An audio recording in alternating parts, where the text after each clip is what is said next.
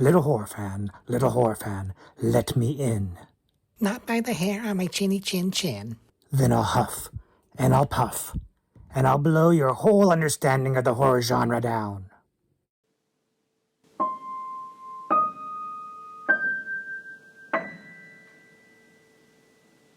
Hello, everybody, and welcome back to the Horror Movie Syllabus. My name is Professor Victor, and I'll be your host as we go through all the essential, noteworthy, interesting, and notorious modern horror films.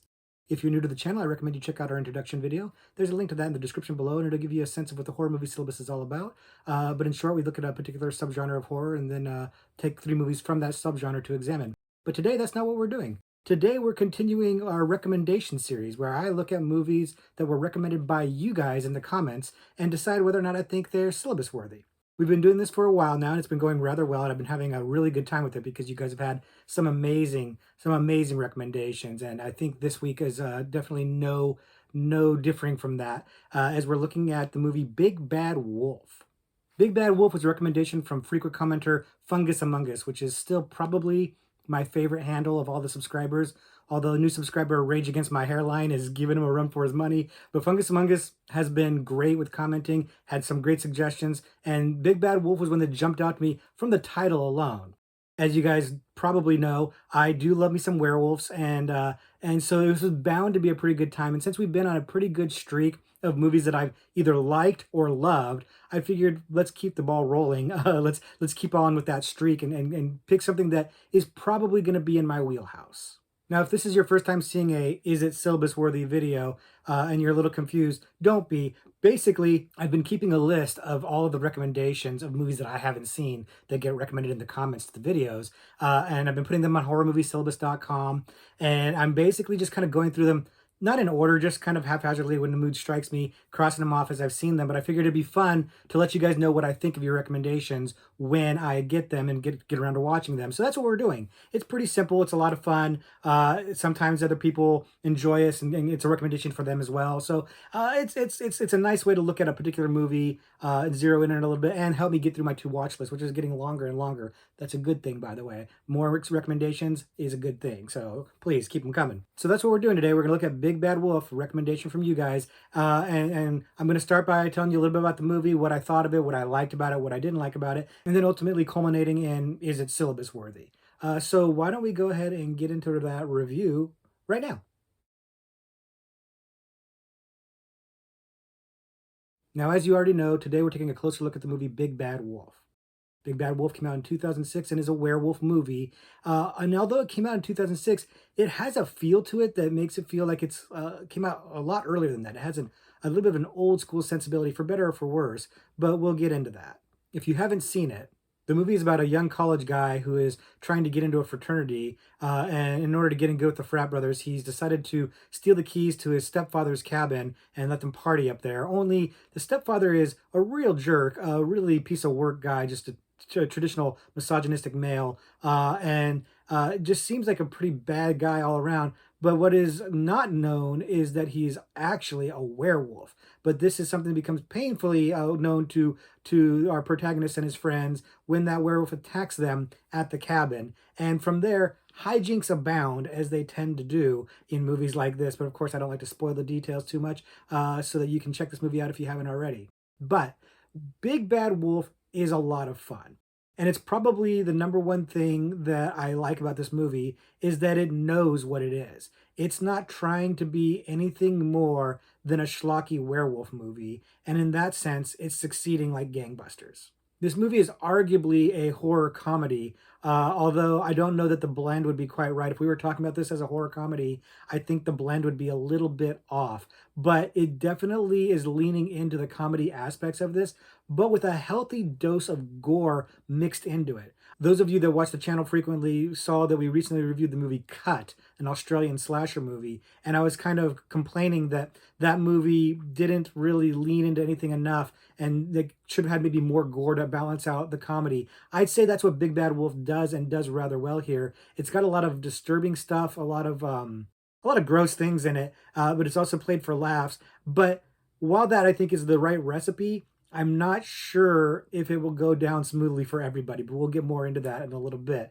The movie reminds me a little bit of the movie Curse, which we also talked about on the channel before. The Wes Craven, Kevin Williamson vampire movie from the 2000s that is a bit of a mess of a movie due to studio interference, whatever. But it has that same kind of a vibe of a werewolf movie that is not taking itself too seriously. That's trying to have a bit of fun, and that's what I like about this movie is that it's not it doesn't really have the budget or the capabilities to go straight serious werewolf. So it's leaning into the comedy and kind of excusing the shortcomings of budget, script, etc., by making it fun and funny. And I think that was a very wise move, and I think it worked out really, really well. Now, as I said previously, I like werewolves. I like them a lot. Not as much as vampires, and it's pretty well established. I love me some vampires. So in the vampire versus werewolf war, I'm pushing the vampire button. But I do like me some werewolves quite a bit.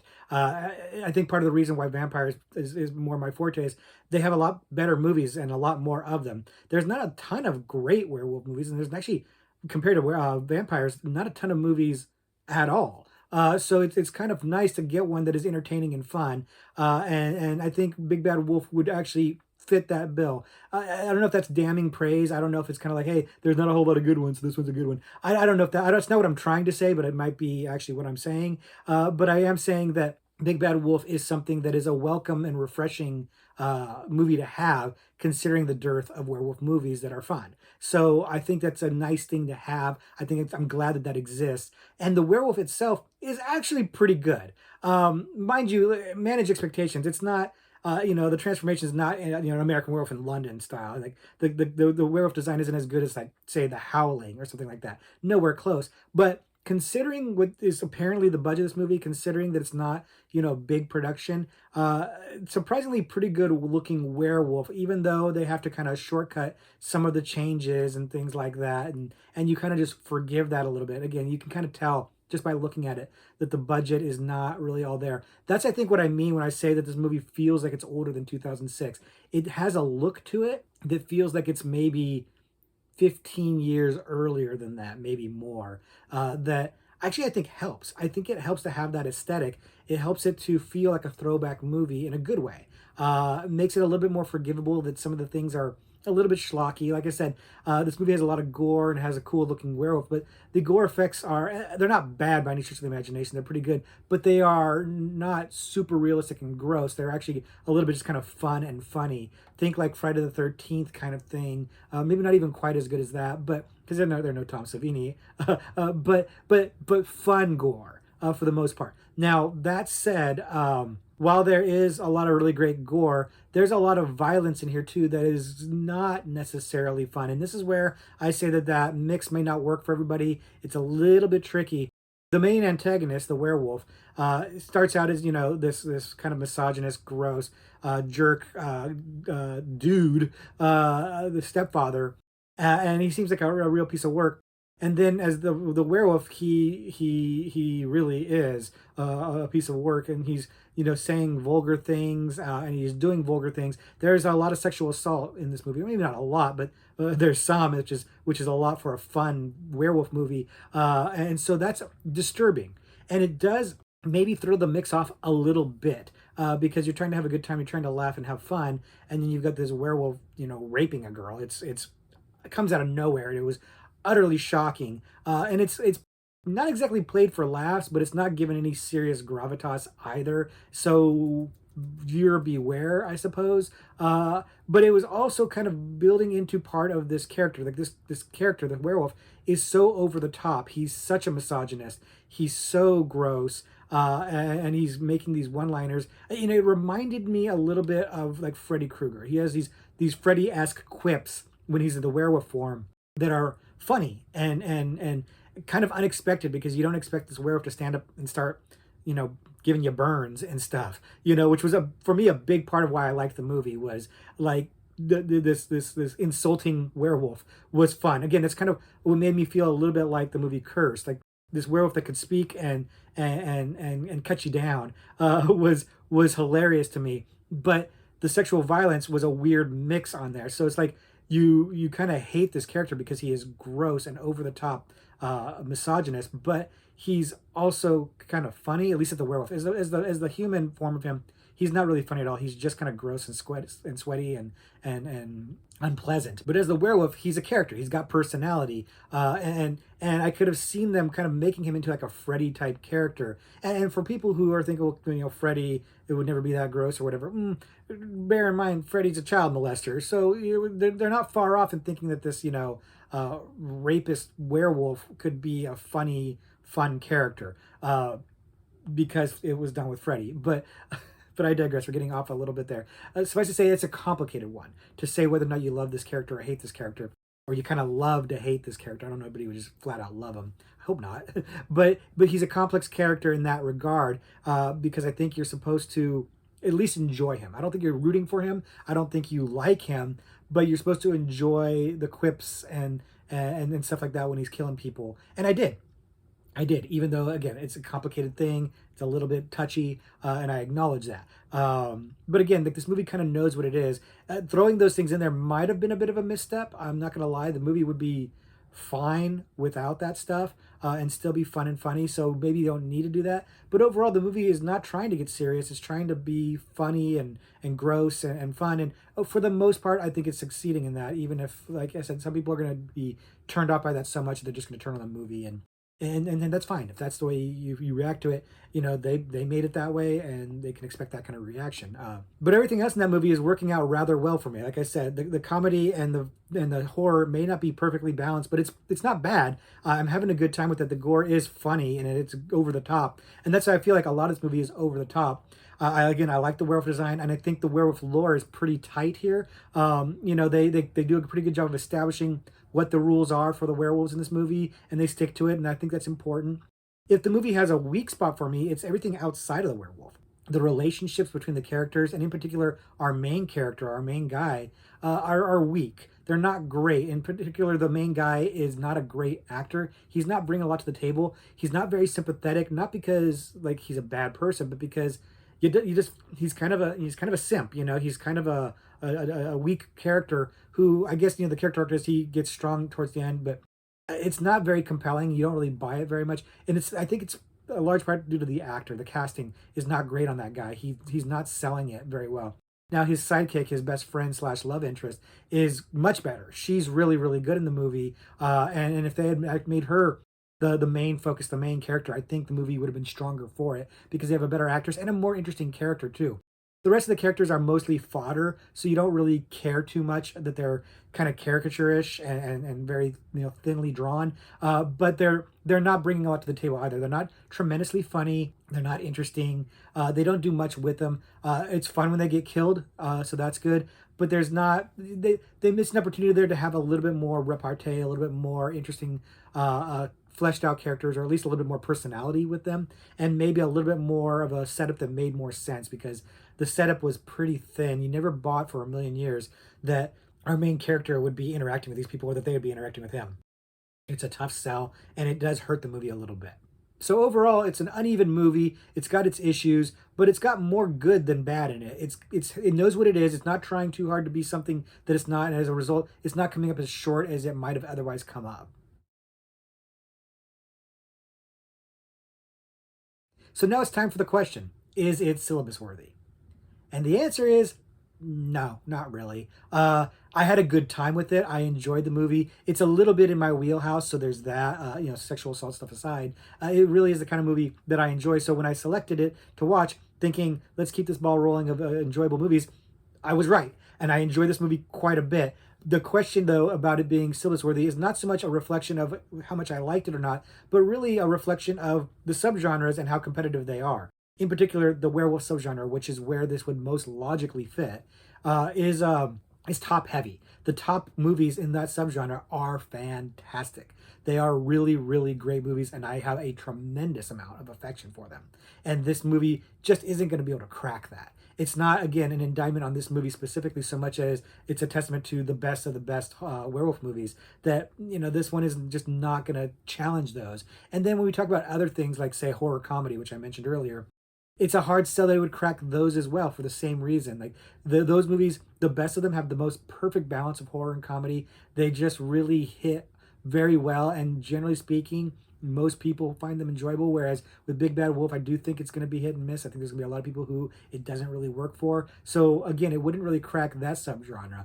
And so that's the thing, if it's not going to sniff the top of the werewolf movies, pun definitely intended there, and it's not really going to be able to crack horror comedy, well, where else would it go? And that's where I kind of came up drawing a blank. I don't think that it logically fits any of the other subgenres. Maybe I'm not thinking about it hard enough. And if you are, maybe like dysfunctional family or something like that, but even then, I don't think it really focuses enough on that. But take a look at the horror movie syllabus and tell me if you can think of a better or at least even an acceptable subgenre where you might be able to squeeze this one in. But I would bet that even if you come up with other subgenres that it would fit into, I'm probably going to be of the opinion that it doesn't really beat the ones that have already been selected. But you never know. I'm open to hearing alternative thoughts on that. I don't think that I would probably bump anything else off the syllabus for this movie.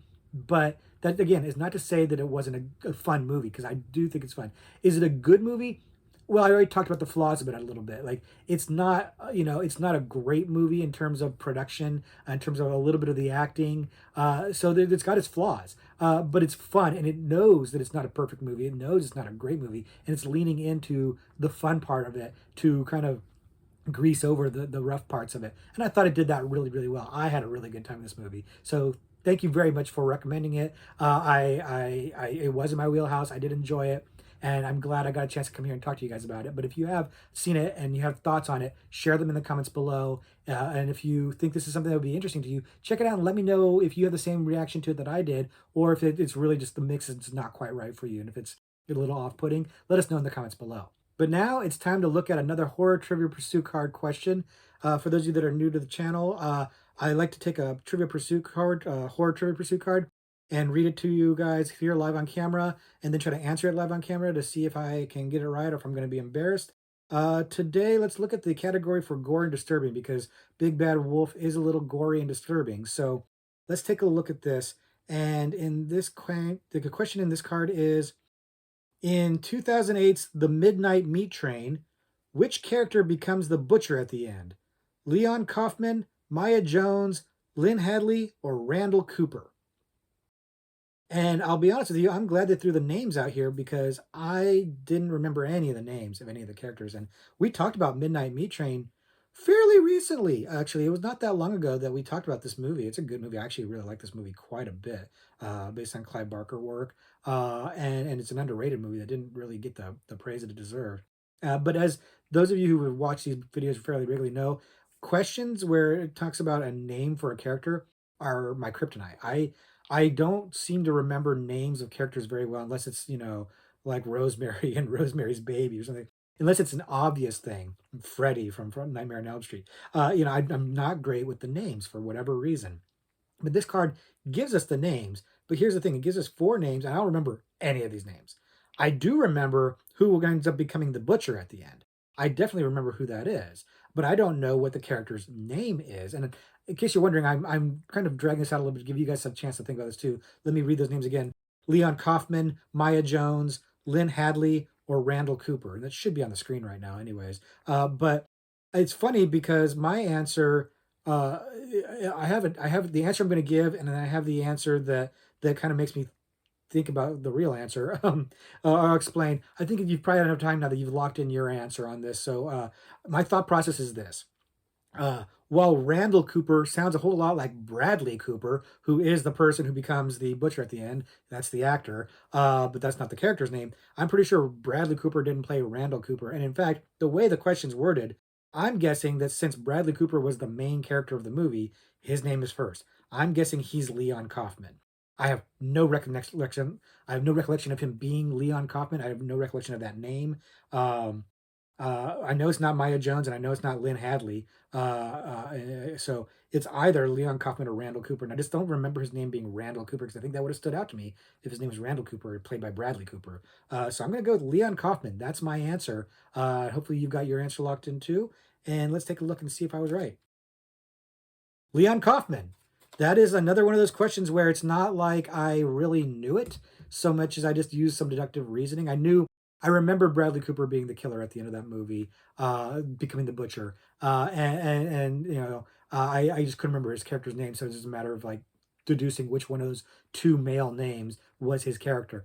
So not one for me to brag about all that much, to be honest with you. It wasn't like I remembered it very well, but did you guys remember it? Did you guys remember the character's name from Midnight Meat Train? Are you guys fans of Midnight Meat Train? We talked about it already before, but feel free to, in the comments below, let me know what your thoughts are on that movie, and let me know if you got the question right or wrong, and if you didn't get it right, who did you guess? The guessing ones aren't as good because then your wrong answers aren't as funny. Because if you just say, oh, Lynn Hadley, well, that's not very funny. Unless you guys picked something that was not on that list. If you picked a fifth name, that wasn't on that list, let us know in the comments below and defend yourself. Why did you pick that? Because that's ridiculous.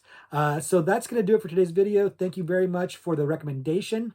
Thank you very much for listening to me talk about it. And thank you in advance for sharing your thoughts about Big Bad Wolf in the comments below. It is a fun movie, but it's got the caveats we've already discussed. So let me know what you think of it, and we'll further the conversation then. But until then, until next week when we do something else, class dismissed.